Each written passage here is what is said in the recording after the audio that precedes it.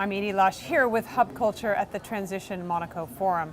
Really pleased to be joined by Miriam Mastroni. Thanks very much for coming along. Thank you. I'm going to try out my French now. So you're the president of Economie? Economie d'énergie. Economie The d'énergie. same. It's about energy efficiency. And on5, which it's easier for me to say. Yeah, because on5 is the fifth energy, meaning the one we are not using, the cheapest, and of course the one that is not emitting any CO2 at all, which is the purpose of energy transition. So tell me how you began this journey about energy efficiency. Well, actually, I am in a redemption phase because I spent 20 years of my life in the oil and the gas business, thinking that I was doing good because energy is that very core center of our economy.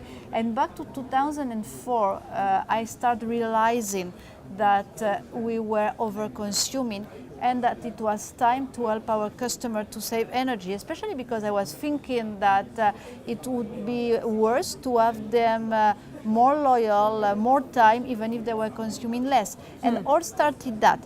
The point is that in 2006, 2 years after I launched what I call the energy advisorship approach, regulation framework get there and said, to energy supplier, you need to help your customer to save energy. So I had people phoning me and saying, how did you know?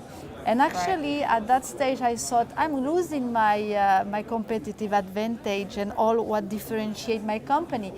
And that's it. And after a couple of years, it was about conviction, and I saw that unfortunately climate change was accelerating. And I decided in 2011 to set a company. So I went from managing director to startuper. And this company was really aiming to get customers themselves through a journey where they could understand in a very clear way all the steps they could do to reduce their energy invoice and their energy consumption, and of course their footprint. So how it works, it was through digitalization.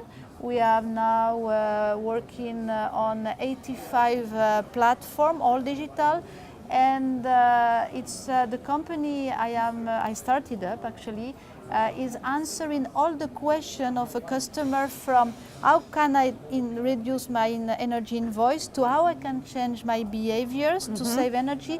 And then of course, even if you are doing your best effort, it's about doing energy renovation work. So there you start what kind of energy renovation works, how can I finance that? No, it's also insulation, it's a condensing boiler, it's heating pump. And so the question are, what kind of appliances can I install, to whom I might go, how can I finance that, can I get some subsidies from the state or not? And actually my company is giving answer through services to all these questions, and then you start optimizing. So it's about smart technology. So you want to know if what you do in terms of changing your behavior or in terms of investing is really bringing all the fruits. So you go through, for example, smart meter and comparing if your consumption before and after, or comparing to the rest of the people living in your neighborhood.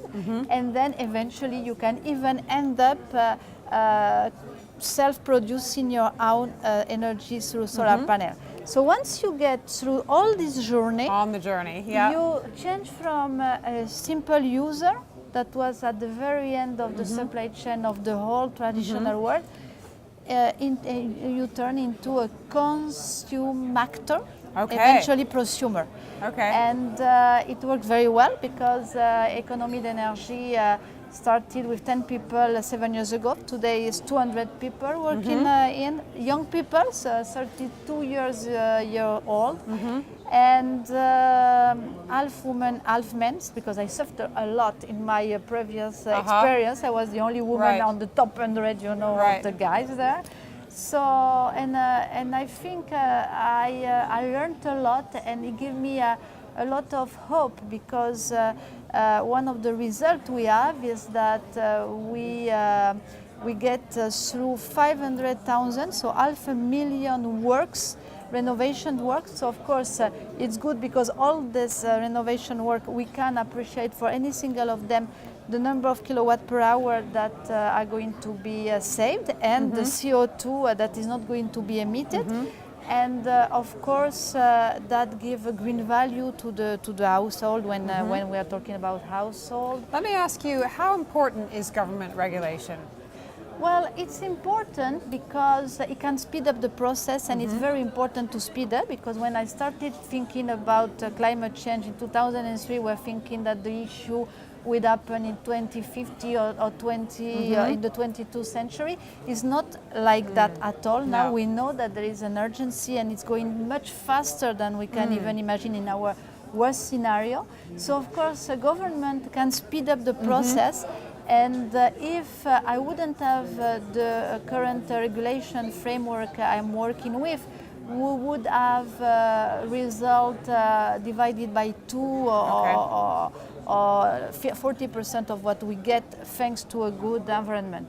But once we have said that, my hope is that of course we would need some more visibility because this framework are very from 1 year to 3 years.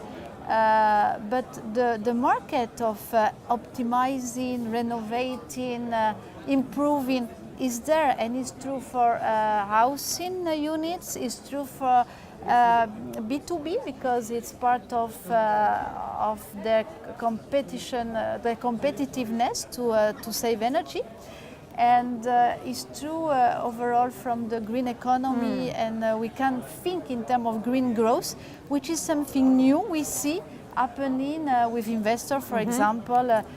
Taking the responsibility and changing, for some of them even deciding to stop investing in fossil fuel.